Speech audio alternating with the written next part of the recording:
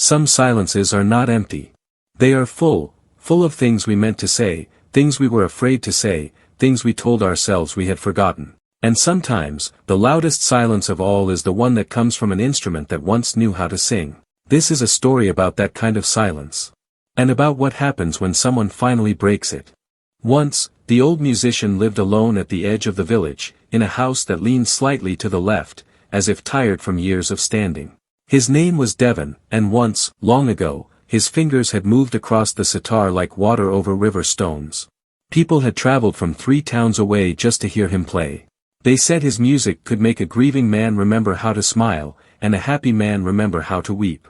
But that was 40 years ago. Now Devon sat by his window, watching dust gather on the sitar in the corner. His fingers had grown stiff. His ears could no longer catch the higher notes. And the instrument itself had fallen silent, its strings loose, its wood cracked in places he could no longer afford to repair. He did not speak of it. He did not speak of much. The villagers brought him food sometimes, and he thanked them quietly, and they left. No one asked him to play anymore. No one remembered he once could, except for one person.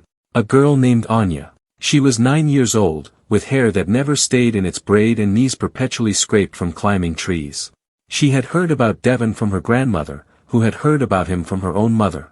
One afternoon, she appeared at his doorstep with a small brass bell in her hand. "Can you fix this?" she asked.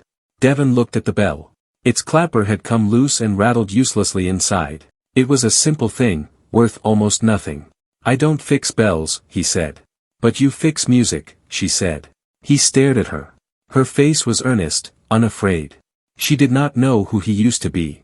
She only knew what her grandmother had told her, that somewhere in this crooked house lived a man who understood sound. Devon took the bell. His fingers, clumsy now, managed to tighten the clapper. He handed it back. "Thank you," Anya said, and ran off. He thought that would be the end of it. It was not. She came back the next week with a broken flute her brother had stepped on. The week after, with a tambourine missing half its jingles. Week after week, she appeared at his door with instruments no one else bothered to repair, discarded, forgotten, cheap. And Devon, who had not touched his own sitar in years, found himself searching for glue and spare wire and small tools he had buried in drawers. He did not ask why she brought them. He did not ask why she kept coming. He simply fixed what she placed in his hands. One evening, as monsoon clouds gathered low and heavy over the village, Anya arrived without anything in her hands. "I don't have an instrument today," she said. Devon waited. "I want you to teach me," she said. "To play." The old musician was silent for a long time. Outside, thunder rolled across the hills. Rain began to tap against the roof. "I don't play anymore," he said. "Why?" He looked at the sitar in the corner. Its silence was heavier than any sound it had ever made. "Because music asks too much," he said quietly. "It asks you to feel everything. And then it leaves you empty."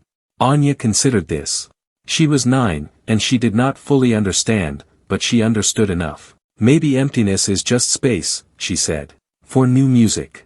Devon did not answer. She left when the rain stopped, and he sat alone in the growing dark, the weight of her words pressing against something he had locked away long ago. That night, he dreamed of the concert hall in the city, 40 years gone now. The stage had been bathed in soft amber light, and the audience had been silent, breathless, waiting. His sitar had been new then, the wood warm beneath his hands, the strings responsive like old friends. He had played a raga for the late evening, one his own teacher had taught him, and the notes had risen into the air like birds released from a cage. Afterward, the applause had been deafening. People had crowded around him, reaching for his hands, calling his name. And he had felt nothing. Not pride. Not joy. Just exhaustion, deep and endless, as if he had poured everything he had into that performance and discovered there was no bottom to the well. He had returned home the next day, put the sitar in the corner, and never played again. He woke before dawn, his chest tight. The sitar was still in the corner. Still silent. Still waiting. For the first time in 40 years, Devon reached for it. His fingers touched the wood, and he remembered how his teacher had given it to him, 53 years ago, when he was just a boy with calloused fingertips and too much hope. "This instrument will never lie to you," his teacher had said. *, it will only show you what is already inside. Devon lifted the sitar onto his lap. His hands shook as he tuned the first string. The peg resisted, stiff from decades of stillness, but he coaxed it gently, patiently, until the note rang true. Then the second. Then the third. It took him nearly an hour to tune all 7 strings. When he was done, he sat in the gray light of morning, his fingers resting on the frets. He did not play. He was afraid that if he tried, the music would no longer be there. That the years of silence had drowned it, that the thing he had once carried inside him had withered and died. But Anya's words returned to him, soft as rainfall. Maybe emptiness is just space. He took a breath. And he played. It was not the music of 40 years ago. His fingers fumbled. His timing faltered. He missed notes he once could have hit blindfolded, and the melody emerged not as a river but as a stream, thin and uncertain, finding its way around stones. But it was music. It was, unmistakably, music. And as the last note faded into the morning, Devon realized he was crying. Anya came again that afternoon. She found the door open and the old musician sitting by the window, the sitar across his lap. His eyes were red-rimmed, but there was something different in his face. Something that had been absent for so long she did not recognize it at first. It was peace. "I can teach you now," he said. She sat beside him, and he placed her small fingers on the frets, guiding them to the first position. Her touch was clumsy, uncertain, but she listened carefully as he explained how the notes flowed into one another, how silence was not the opposite of music but its companion, how a raga was not just sound but feeling given shape. She did not become a great musician. Her fingers remained stubborn, her timing unreliable, her patience thin. But she kept coming, week after week, and Devon kept teaching. The villagers noticed, eventually. They heard the faint, halting notes drifting from the crooked house at the edge of the village, a child learning, an old man guiding. And slowly, almost without anyone deciding it, other children began to appear at Devon's door. He did not turn them away. He taught them all, the ones with talent and the ones without, the ones who learned quickly and the ones who needed extra time. He taught them to tune their own instruments, to listen not just with their ears but with their chests, to understand that music was not about perfection but about presence. His sitar remained in his lap. He played a little more each day, his fingers growing stronger, his memory of the notes returning not all at once but in fragments, like pieces of a dream resurfacing after a long night. And one evening, as the monsoon returned and the rain beat against the roof, he played for the children the raga his teacher had taught him, the one he had performed in that concert hall 40 years ago. It was not the same. It would never be the same. But the notes rose into the air like birds released from a cage, and the children listened, and the rain continued, and somewhere, in a place Devon could no longer see but could finally feel, his teacher smiled. The years passed. Anya grew up and moved to the city, but she returned often, and when she did, she always visited the crooked house at the edge of the village. Devon grew older, his hair white now, his hands slower, but the sitar no longer gathered dust.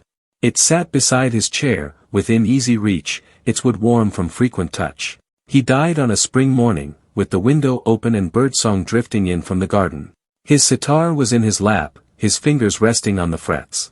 Anya found him like that, peaceful, as if he had simply paused between notes. She did not cry. Not then. Instead, she picked up the sitar, the same instrument he had lifted from the corner after 40 years of silence, and carried it carefully to her home in the city. She did not play it. She was not a musician, had never become one, despite his patient teaching. But she kept it safe. And sometimes, late at night, when the city was quiet and her own children were asleep, she would take the sitar from its case and run her fingers over the wood, remembering the old man who had been afraid to play until a 9-year-old girl reminded him that emptiness was just space. This story is about the silences we carry and the courage it takes to break them. Devon did not need to become the musician he once was. He only needed to remember that music was never about applause or perfection. It was about showing up, string by string, note by note, even when your hands trembled and the melody came out wrong. The problem he faced was not his aging fingers or his forgotten ragas. It was the belief that if he could not play as he once had, he should not play at all. He had turned silence into a fortress, mistaking it for peace.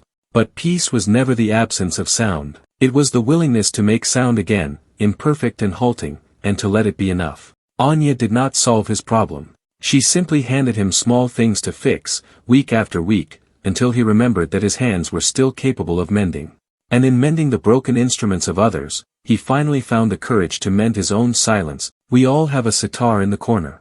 Something we once loved, once poured ourselves into, until the day we decided it was safer to stop. We tell ourselves we have grown out of it, or that we were never good enough, or that the world has moved on and left no room for what we used to make. But the instrument does not stop waiting. And one day, someone will place a broken bell in our hands and ask us to fix it. Not because they need us to be great. Not because they expect perfection. But simply because they believe we still remember how. And we do. We always do.